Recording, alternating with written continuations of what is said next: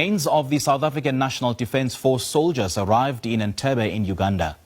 The standard pathology procedure will commence today. It is anticipated that all necessary procedures will be completed by no later than Tuesday. And for more on this, we joined on the line by SABC News International Editor Sophie Mkwena. Sophie, a very good morning to you. Thank you so much for joining us. Now, the information that we're getting is that the slain SANDF soldiers' families might not be able to view the bodies because of the advanced state of decomposition of these bodies. What do we know so far?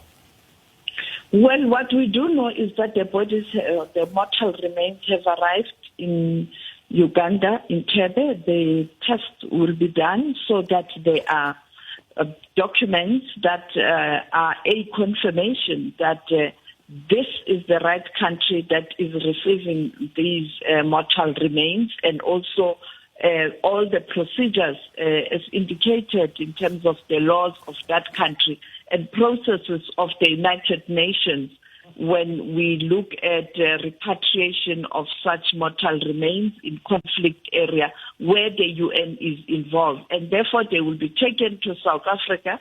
In South Africa, a similar process will be conducted in terms of ensuring that you have all the papers and you are in line with the laws of the country when you repatriate mortal remains. And therefore, we got information from our colleague Leon Sinyange in Uganda that the officials in that country told him that the decision to finally release the mortal remains from Uganda's side and the UN side, it's likely going to happen on Tuesday when all those processes in Uganda has been completed, and then they will be flown to South Africa and perhaps arriving very late in South Africa or early hours of the morning on Wednesday, because you can't have exact time.